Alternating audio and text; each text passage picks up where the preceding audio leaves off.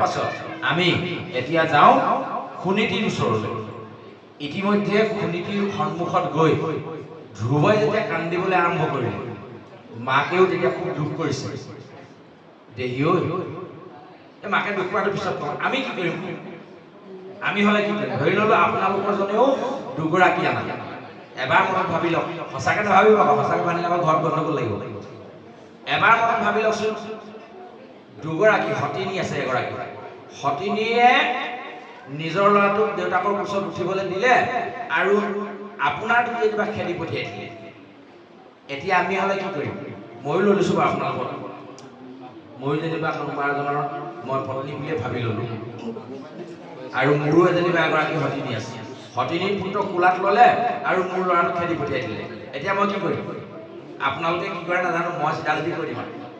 আনিছিলি কেলে খুৱাব যদি নোৱাৰা সমানে? ক'তো পামগৈ, তথাপিও অধিকাৰ সমানে মোক লাগিবই। কোনে নকয়? নকয়? মই হ'লে কওঁ, মই যদি আপোনালোকৰ জেগাত থাকে মই হ'লে কওঁ। আপোনালোকে কয় নকয় নাজানো, বেছিভাগে চাগে ক'বই, হয়নে নহয়? আমাৰ মনলৈ এটা চিন্তা আহিব, ক'ত নাপাবগৈ পাৰোঁ, মই বেলেগ ন্যায় নীতি বা আদালতৰ ওচৰত, কিন্তু তথাপিও মই কিন্তু প্ৰতিবাদ কৰিমেই। কিয়? দেউতাকজন হৈ নিজৰে দুটা পুতেকক এনেকে দুটা দৃষ্টিৰে চাইনে? এষাৰ কথা হ'লেও নকমনে আমি? নিশ্চয় কম, ভালকৈ হ'লেও কম, বুজাবলৈ হ'লেও যত্ন কৰিম। কিন্তু সুনীতিয়ে আকৌ সেইটো নকৰিলে। ডাঙৰ কথা। সুনীতিয়ে কি কৰিলে জানে? সুনীতিয়ে ক'লে, বোপাইও দুখ মোৰ, তোৰ নহয়। পূৰ্বৰ জন্মত চাগে মই পাপ কৰি থৈছিলোঁ, সেইকাৰণে মই এনেকুৱা দুৰ্ভগীয়া এলাগী জীৱন যাপন কৰিবলগীয়া হৈছে। যদিও বা ৰাণী হিচাপে মই স্বীকৃতি পাইছিলোঁ, তথাপিও কিন্তু মই এলাগী হৈ থাকিবলগীয়া হ'ল। এইটো মোক পূৰ্বৰ জন্মৰ কৰ্মফল। বোপাইও মোৰ লগতে তয়ো ভুগিছ, সঁচাকৈ বহুত দুখ লাগিছে। কিন্তু এটা কথা ঠিক, এই যে পূৰ্বৰ জন্মৰ কৰ্মফল যে আমি ভুগিছোঁ, এইখিনিৰ পৰা উদ্ধাৰ কৰোঁতা কেৱল মাত্ৰ বিষ্ণুহে আছে, ভগৱন্ত। তোমাৰ সতীয়া আয়ে কিন্তু ঠিকেই উপদেশ দিছে। তাৰমানে উত্তমৰ মাকে সুৰুচিয়ে ভাল কথাই কৈছে বুলি ধ্ৰুৱক নীতি শিক্ষা দিলে। এতিয়া আমি এই শিক্ষাত কিমানজন থাকিব পাৰিছোঁ নিজক এবাৰ সুধি চালেহে গম পাব। নীতিটোৱে কিন্তু সেইটো ক'লে, মানে তাৰ পাছত কি হ'ল? এতিয়া যেতিয়া ধ্ৰুৱৰ মনত নিজৰ মাকেও তেনেকৈ কৈ দিলে, সতীয়া আয়েতো ক'লেই যে তই মোৰ গৰ্ভত জন্ম ল'বৰ কাৰণে ভগৱন্ত বিষ্ণুক আৰাধনা কৰগৈ, তেতিয়াহে সিংহাসনত উঠিবলৈ পাবি, দেউতাৰ কোচত উঠিবলৈ পাবি, এই বুলিতো ক'লেই।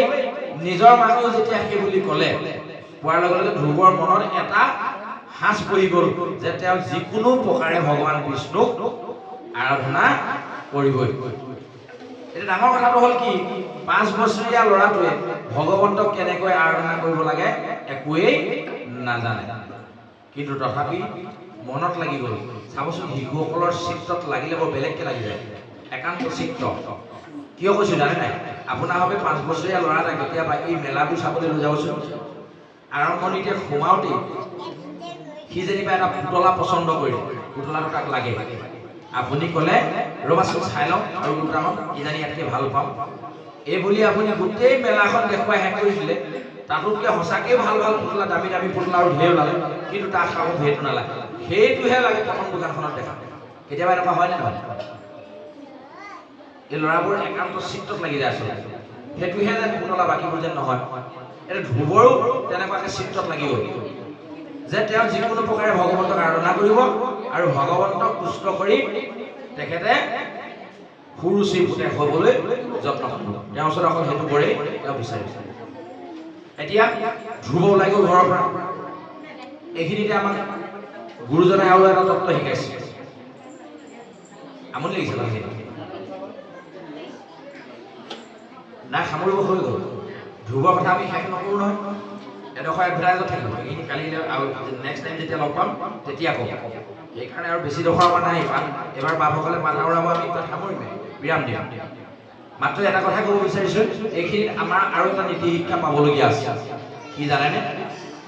যেতিয়াই আমি ভগৱন্তৰ কৰ্মৰ কাৰণে এখোজ আগবঢ়াই দিওঁ, ভগৱন্তই কিন্তু আমাৰ কাৰণে আমাৰ ওচৰলৈ দুখোজ আগবাঢ়ি আহে। প্ৰমাণ নহ'লে আজিকালি নতুন প্ৰজন্মই বিশ্বাস নকৰে, মানি ল'ব টান পায়। প্ৰমাণ কি চাব? যেতিয়াই আমি ভাবো যে ভাগৱত পাঠে ভাগি তিনিদিনীয়া কাৰ্যসূচী আমাৰ নামগৃহত আমি অনুষ্ঠিত কৰিম, যিদিনাই আমি সিদ্ধান্ত ল'লো পিছদিনাৰ পৰা আমাৰ মনলৈ এনেকুৱা ভাৱনাবোৰ আহিব যে কাৰ ওচৰত কেনেধৰণে কথা পাতিলে আমি তাৰ পৰা দিহা পৰামৰ্শবিলাক ভালকৈ পাম, এইবোৰ নিজে নিজে মনত আহিবলৈ আৰম্ভ কৰিব, নিজে নিজে আহিব। এইবোৰ ক'ৰ পৰা আহে আছে? এইবোৰ ভগৱন্তই দি দিয়ে। ইয়াৰ ওপৰত যি এনেকুৱা ভাৱনা কিছুমান মানুহক দি দিয়ে, সেইকেইজনে উপদেশী আহিব আপোনাৰ ঘৰলৈ নামগৃহলৈ, হেৰি বোলে বাপ আপোনালোকৰ নামগৃহত বোলে ভাগৱত এটা পাতিব লৈছে বুলি গম পাইছোঁ বোলে, হয় বোলে আমি এদিনৰ এসাঁজ দিম বুলি ভাবিছোঁ। এনেকৈ উপদেশী পোৱা মানুহৰ সংখ্যা পাইছে না? পাতি চাবচোন, গম পাব তেতিয়া। ভাগৱত অনুষ্ঠান পাতিব যেতিয়া অখণ্ড পাঠ 2 দিন 3 দিন 7 দিনীয়া কাৰ্যসূচী, কোনোবাই উপযাচী এসাঁজ সিদ্ধান্ত দিয়াৰ সিদ্ধান্ত ল'ব, আগতীয়াকৈ ক'ব এসাঁজ ভাত মই দিম এদিনত, হয়নে নহয়? চাব মাহ প্ৰসাদখিনি মই দিমচোন। এটা কাম কৰিব, অতিথি কেইজন যে আহিব ভকত আলোচককে আদি কৰি পাঠে কি যে আহিব, তেওঁলোকৰ যিটো সেৱা সেইটো আমি ধৰিম, সুবিধাখন দিবনে? এনেকৈ কোৱা মানুহ পাইছে নাই? এইকেইজনক সেই মতিটো কোনে দিলে? ভগৱন্ত। তাৰমানে আমি ভগৱন্তৰ কামটো কৰিম বুলি যেতিয়াই মনত সিদ্ধান্ত ল'লোঁ, ভগৱন্তই দুখোজ তেওঁ আগবঢ়াই দিয়ে। একেই কথা হ'ল ধ্ৰুৱৰ। ধ্ৰুৱৰ যেতিয়া মনত লাগি গ'ল ভগৱন্তক ধ্যান কৰিম, ক'ত কৰিম? বনৰ মাজলৈ, ঘৰৰ সংসাৰ ত্যাগ কৰি গুচি যাব আৰু লগৰ ল'ৰা ছোৱালীৰ লগত নাথাকে আৰু। লগৰ ল'ৰা ছোৱালীৰ লগত থাকিলে কি হ'ব? খেলা ধূলা কথাটো মন লাগি থাকিব, সেইকাৰণে তেওঁ ঘৰৰ পৰা আঁতৰি যাব। যেতিয়াই মনলৈ সিদ্ধান্ত আহিলে ঘৰৰ পৰা ওলাই গুচি যাবলৈ ল'লে, ভগৱন্তৰ বৈকুণ্ঠৰ পৰা ক'লে এই বাপৰে ডাঙৰ কথা হ'ল, এতিয়া হাবিলে গুচি গ'ল 5 বছৰীয়া ল'ৰাটো কি অৱস্থা হ'ব? নাৰদক ক'লে তুমি যোৱা, মোৰ ভকত এজন আহিব বিচাৰিছে মোৰ ওচৰলৈ, তুমি আগবাঢ়ি যোৱা। নাৰদ আহি পাই গ'ল, নাৰায়ণ নাৰায়ণ ৰাস্তাত লগ পালে ধ্ৰুৱক, বোলে ক'লৈ যোৱা? বোলে ভগৱন্তৰ আৰাধনা কৰিবলৈ যাওঁ। ক'লৈ যাব? বোলে নহয় গৈয়ে থাকিম আৰু হাবিৰ মাজলৈকে গৈ থাকিম, যেনিবা জ্বলি যাম মানুহ দুনুহ নাইকিয়া জেগাত, য'ত মই মানে একো সাৰ নোহোৱাকৈ ভগৱন্তক আৰাধনা কৰিব পাৰিম। বোলে নহয় এইটো তোমাৰ খেলা ধূলা কৰাৰ বয়স আৰু গোটেই হাবিত বাঘ ঘোং কিবা কিবি আছে, তোমাৰ ভয় নালাগিব? নাই নাই তুমি ঘৰলৈ ঘৰলৈ যোৱা। কিন্তু ধ্ৰুৱ নাচোবান্ধা, সেই যে প্ৰথম পুতলাটো মোক লাগি একেধৰণে ধ্ৰুৱে ক'লে নহয় মই ভগৱন্তৰ আৰাধনা কৰিমেই, আৰু ভগৱন্ত বিষ্ণুৰ বাহিৰে এই যিটো সমস্যা দেউতাকৰ কোচত উঠা এইটো সমাধান কৰোঁতা কোনো নাই বুলি ৰুচি আইগৰাকীও ক'লে, মোৰ নিজৰ মাতৃ সুনীতিও কৈছে। গতিকে সিদ্ধান্ত তেতিয়া নামে চালে হ'ব না। আকৌ বুদ্ধি লগালে, তুমি কি বুলি ধ্যান কৰিবা ভগৱন্ত? ভয় পাই দিলে, তুমি কি বুলি প্ৰাৰ্থনা কৰিবা? ধ্ৰুৱে একো নাজানে।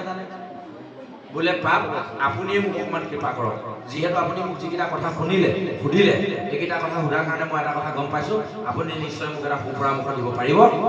মোক এটা সুপৰামৰ্শ দিয়ক, মই ভগৱন্তক কেনেকৈ আৰাধনা কৰিম আৰু ক'ত কৰিম। তেতিয়া নাৰদে শিকাই দিলে কি বুলি, ও নমো ভগৱতে বাসুদেৱায়। ইয়াত 12টা আখৰ আছে। ও নমো বাসুদেৱায়, হয়নে নহয়? ওম নমো ভগৱতে বাসুদেৱায়, 12টা অক্ষৰ আছে, সেইকাৰণে ইয়াক দ্বাদশী মন্ত্ৰ বুলি কয়। দ্বাদশী মানে দ্বাদশ মানে কিমান? 12টা, হয়নে নহয়? এই 12টা আখৰৰ ভাঙনি পণ্ডিত লোকসকল যেতিয়া আহে তেওঁলোকক সুধিব। আমি ইমান ভাঙনি কৰিব নোৱাৰিম, কাৰণ আমি ইমান পণ্ডিত বিধৰ নহয় আচলতে। আমি আনে কোৱাবোৰ শুনাই কৈ পোৱা মানুহে কেতিয়াবা বাৰু ক'লেও কম, কেতিয়াবা লগ পালে কম, এইটো পিছলৈ থ'ম যে বুলি কৈছিলোঁ, এইটো পিছলৈ থ'ম।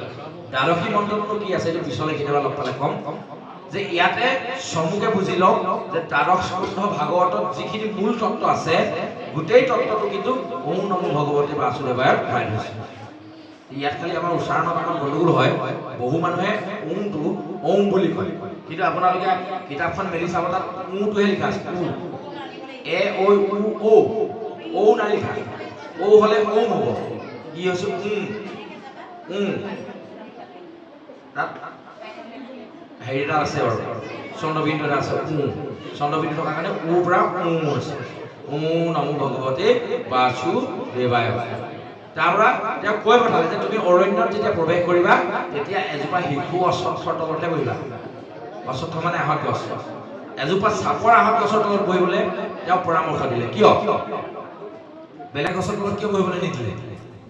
এইটোও কম, কেতিয়াবা লগ পালে এটি এডভাৰটাইজ দিলে, পাঠ আহিব সোনকালে শেষ কৰিব লাগে, আপোনালোকক অকণমান আমনি পোৱাৰ নিচিনা লাগিছে কাৰণে সোনকালে আহিব, হয়নে নহয়? শিশু অশ্বত্থৰ কথা বেলেগ এদিন পাতিম, আৰু দ্বাদশী মন্ত্ৰৰ কথা বেলেগ এদিন পাতিম। আপোনালোকে 2টা পইণ্ট নোট কৰি থৈ দিয়ক, আকৌ নেক্সট টাইম যেতিয়া আমাক লগ পাব বেয়া নাপাব, মাজে মাজে কিবা ইংৰাজী অহাৰ বেয়া এটা লাগিছে, নেক্সট টাইম মানে পটককৈ কিছুমান কথা আমাক কৈ থকা অভ্যাস থকাৰ কাৰণে কেতিয়াবা আকৌ যেতিয়া লগ পাম দ্বিতীয়বাৰৰ কাৰণে তেতিয়া আপোনাৰভাৱে মনত পেলাই দিব যে আমি দ্বাদশী মন্ত্ৰ আৰু শিশু অশ্বত্থৰ তলত আহঁত গছৰ তলত বহিবলৈ কিয় ক'লে এই দুটা কথা আমি পাতিম। ইতিমধ্যে ধ্ৰুৱক সেই কথাখিনি কৈ নাৰদ গুচি গ'ল। ধ্ৰুৱ গ'ল, গৈ বিচাৰি বিচাৰি এজোপা চাপৰ পুলি আহঁত গছ পালে, তাৰ তলতে কুশবনৰ এখন ধৰা পাৰি ল'লে। কুশবন ছিঙি ল'লে। কুশবনৰ এটা মহত্ব আছে, সেইটো থৈ দিম নি পিছলৈ? মানে সকলো বনৰ ওচৰলৈ পৰুৱা নাহে। কুশবনৰ ওচৰলৈ এই পৰুৱা পকৰাবোৰ বকে নাহে। যেনেকৈ নিম পাতৰ ওচৰত মাখিৰ সংখ্যাটো কমি যায়, মহানিম গছৰ তলত মাখিৰ সংখ্যা কমে, কমেনে নকমে? মহানিম যদি আমি ছিটিয়াই দিওঁ বেলেগ পৰুৱাবোৰ কমি যায়। ঠিক তেনেধৰণে এই যে কুশবন যদি পাৰি লয় তেতিয়া তালৈ মানে জোক পোক এইবিলাক অলপ কমকৈ আহে। সেইকাৰণে আগৰ দিনত ঋষি মহৰ্ষিসকলে হাবিত যেতিয়া ধ্যান কৰিবলৈ বহে কুশবন পাৰি লয়। কুশবন পাৰি ল'লে তেতিয়া মানে নিশ্চিন্ত মানে বহিব পাৰে, পোকে আহি নাকামোৰে। সেইটো কাৰণে কুশবন পাৰি লয়। এতিয়া আমি কুশবন চিনি পাব লাগিব নহয়, ময়ো চিনি নাপাওঁ, নুসুধিব দেখাই দিব নোৱাৰিম, গম পাইছে নাই? যে নহওক সেই কুশবনৰ ওপৰত বহিলে প্ৰথমে গৈ তেওঁ সৰোবৰ এটা পালে, সৰোবৰটোত স্নান কৰিলে, পানী খালে, হৃদয় নিৰ্মল হ'ল। নিৰ্মল হৈ কেৱল মাত্ৰ ঈশ্বৰক ধ্যান কৰিবলৈ, মনৰ মাজত আৰু বেলেগ একো ধান্দা নাই, চব এৰি দিলে। লগৰ শিশু মা দেউতা ৰাজ্য চব পাহৰি কেৱল মাত্ৰ ভগৱন্তক ধ্যান কৰিবলৈ ধৰিলে। নমো ভগৱতে বাসুদেৱায়।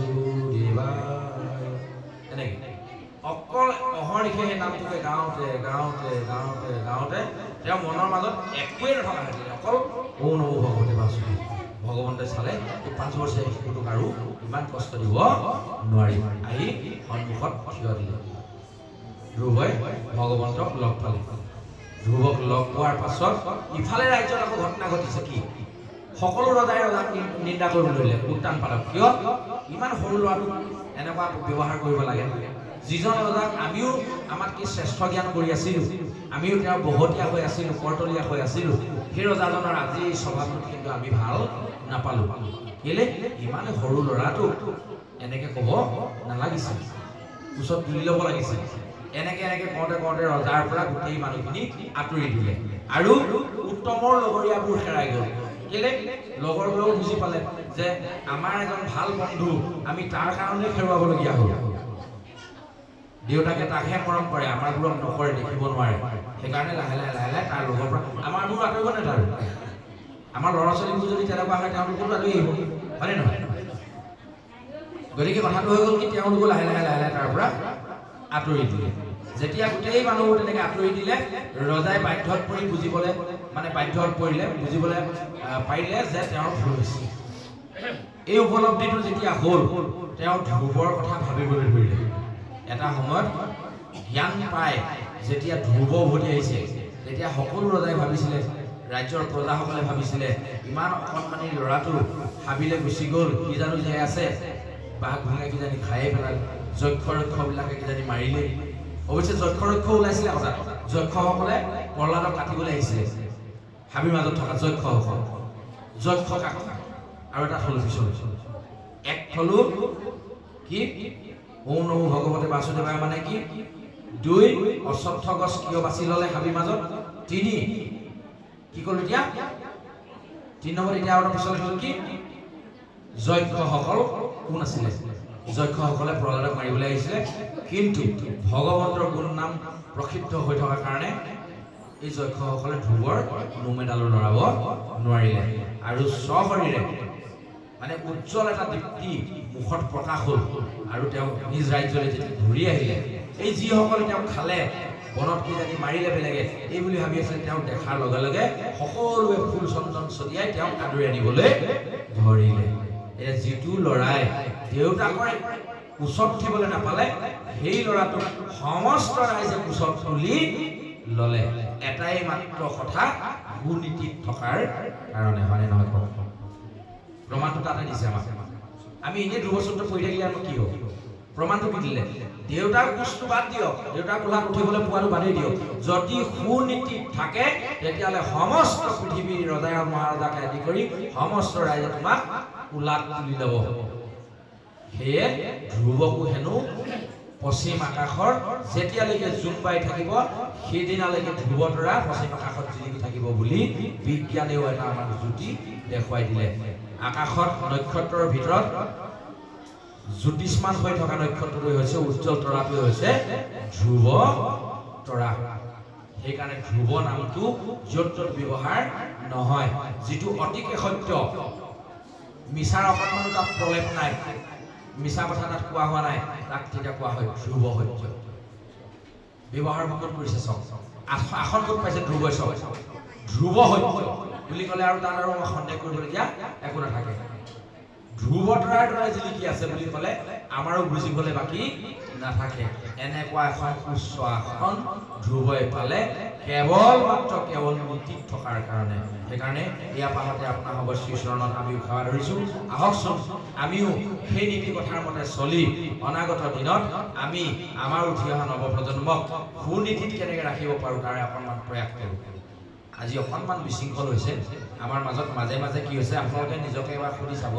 মই অনুভৱ কৰিছোঁ ইয়াত বহি থাকি যে কেইটামান কথা আপোনালোকৰ কাণেদি খৰকি গৈছে, গোটেইখিনি ভিতৰলৈ সোমাব পৰা নাই।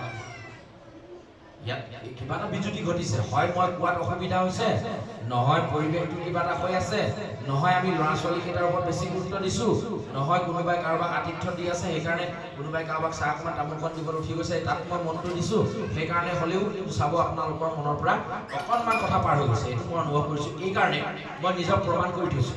কি প্ৰমাণ কৰি থৈছোঁ জানেনে?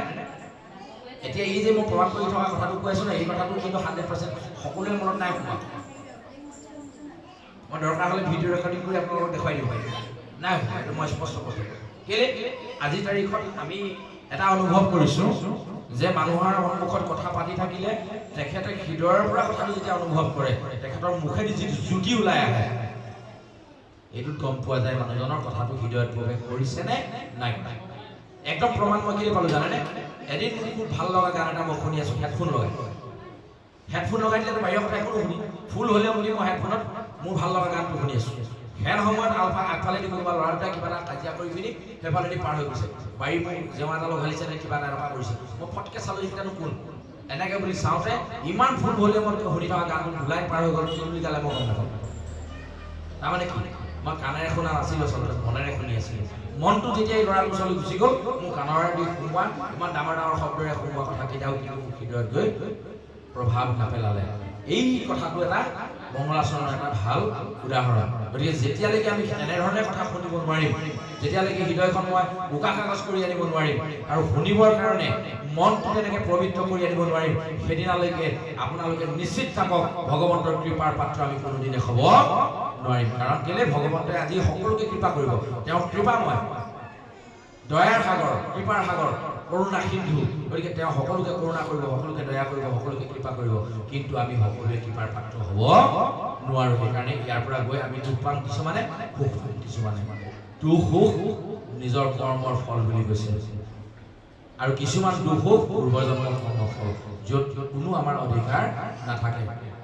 সুখ দুখৰ অধিকাৰী কেৱল মাত্ৰ ভগৱন্ত। গতিকে ভগৱন্তক আৰাধনা কৰাৰ ক্ষেত্ৰত যদি আমি ক'ৰবাত জতি পেলাই দিছোঁ, তাৰ কাৰণে আমি দুখটো পাবই লাগিব, সেইটো শাস্ত্ৰই আমাক সিদ্ধান্ত দিছে। যে হওক অনাগত দিনত আকৌ লগ পালে ধ্ৰুৱৰ এই থাকি যোৱা কেইটামান কাহিনী পুনৰ কৈছোঁ।